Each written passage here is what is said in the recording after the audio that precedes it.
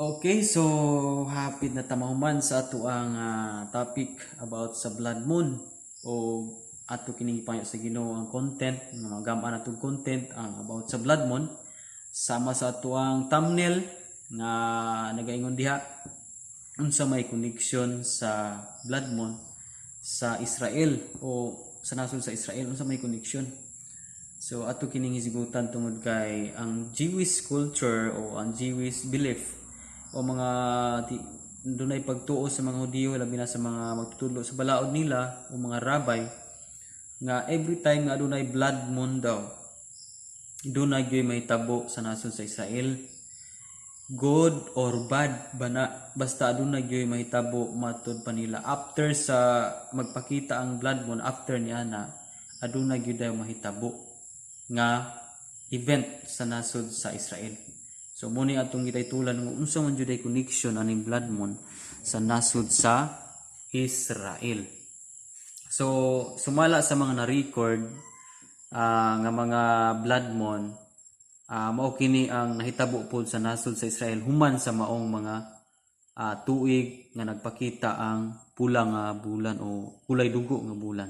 So in 1493 to 1494 dunay gitawag og duna po blood moon ana nga tuig 1493 o 1494 aning tahima gipapahawa ang mga Israelita sa Espanya.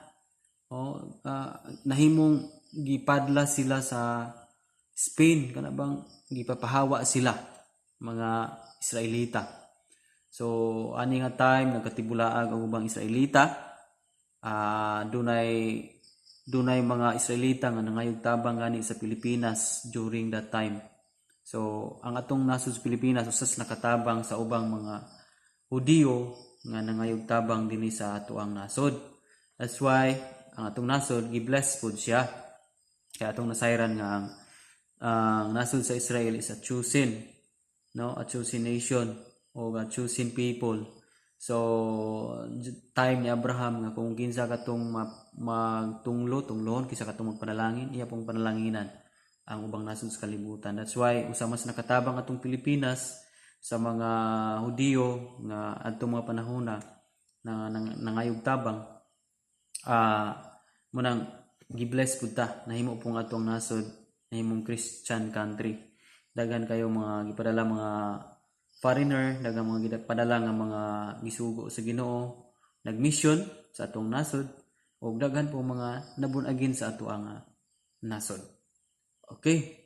So mao ni ang nahitabo sa 1493 to 1494 nga naka-record nga naay blood moon nga nahitabo. And in 1949 to 1950 duna na puy laing blood moon, no? Nasdugay siyang nasundan.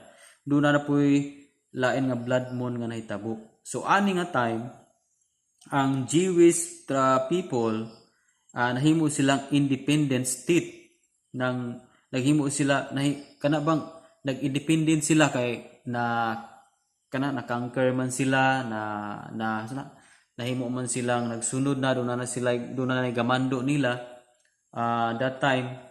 So nahimo silang independent state, no? Kana bang wala na sila nagsalig o nagnanan na sila kaugalingon nga state, no? Independent sila, no? Wala na sila nagdepende sa magbuot kanila. So ani nga year nahitabo ni siya nga dunay independent state. And in 1967 to 1968 dunay gitawag og unom ka adlaw nga gira, no? Ani nga time ang ilang kontra is state Israel versus Arab State of Egypt, no? Tulo ka nasod ilang kontra, Arab State of Egypt, Syria and Lebanon mo ni ang ilang kontra ani nga time. And gitawag ni 6-day war, unom ra ka adlaw ang gira. So kung imong tanamon kining tulo ka gisigutan nga blood moon after ana dunay mga nahitabo nga mga event. And ani nga time daghang nagtuo nga kung dunay blood moon nga mopakita dunay event nga mahitabo sa nasod sa Israel. So karong November 8, dunay mga Jewish people nga nag-believe nga after ani dunay gyud may tabo nga event sa nasod sa Israel. Ug usa sa mga gituuhan nga may tabo sa nasod sa Israel after this blood moon is kaning gitawag og third temple nga pagatukuron sa Jerusalem. Igsoon alang sa kasayuran sa kadaghanan, aduna na karoy 5 ka pulang baka sa nasod sa Israel. Naabot na ang 5 ka pulang baka sa nasod sa Israel ug kaning gitawag og red heifer o red heifer, no? Pula nga baka sa nasod sa Israel. Nya unsa may connection anang pulang baka? Kining pulang baka gituuhan sa mga Jewish rabbi o mga magtutudlo sa balaod, ilan ang gituuhan nga kining bakaha muni sila gamiton sa paghalad. Kay kining abo aning bakaha, pulang baka ginagamit this time ni Moises nga kung maghalad sila alang sa mga kasalanan, pag-purify sa mga pari, para ma-purify ang mga pari, mabalaan sila, malimpyo sila gikan sa paghikap sa mga minatay, maglikay mo na sila. And so ilang gamiton is pulang nga baka ug kining gitawag og red heifer. So siyam ka red heifer o siyam na kabaka nga nahalad sa panahon ni Moises. Human atong siyam ka baka nga pula, wala na gyud siya nasundi until now. Tungod kay atong nasayran nga ang unang templo na guba na to siya sa Old Testament, 2 ka templo ang naguba. Templo sa Old Testament and the temple pod in the time of Jesus Christ, no? So 2 na ka temple, second temple ang na destroy. So dunay prophecy, dunay coming gitawag og third temple, which is kani nga third temple pagatukuron siya sa Jerusalem. Unya ang murol ana is a antichrist, no? Murol ang antichrist ug mupungko siya ana nga trono, ana nga templo nga magpakadiyos siya, no? Iyang pasalagon ang mga katawhan sa kalibutan.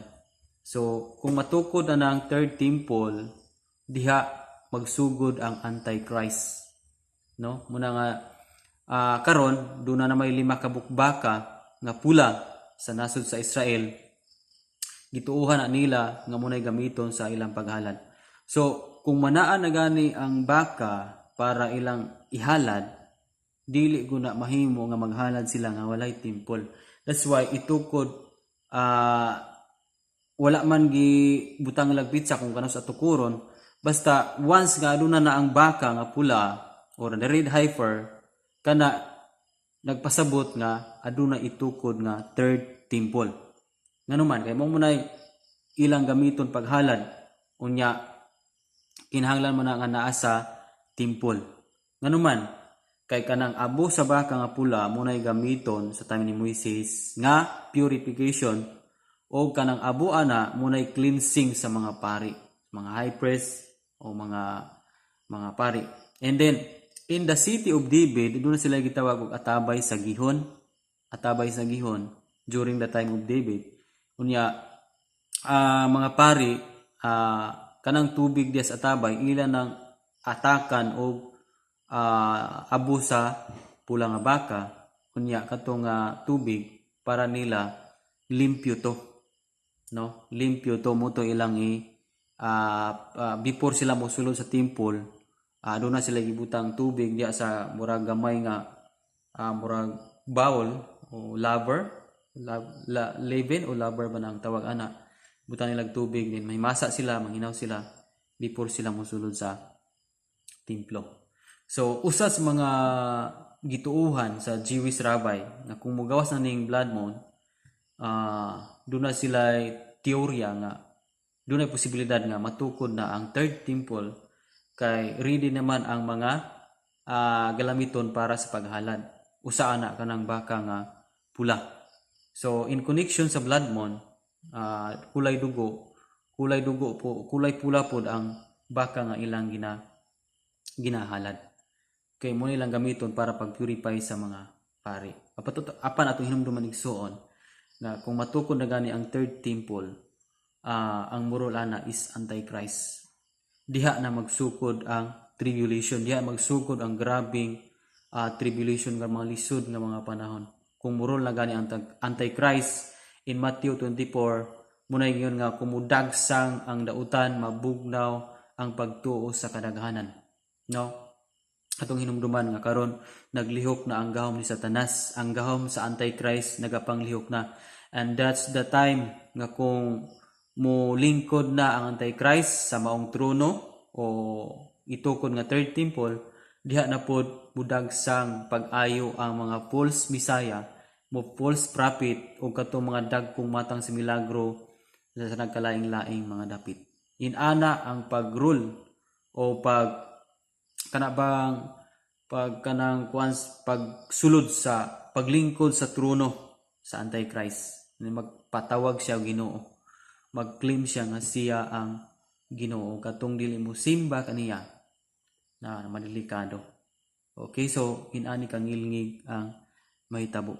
That's why in connection sa blood moon sa Israel, let's pray for Israel. Atong yampo ang nation sa Israel o ang mga Jewish people o all the believers maginampuay ta mga igsoon. Tungod kay kung naa na gani ang pula nga baka, dili na madugay itukod na guna nila ang third temple.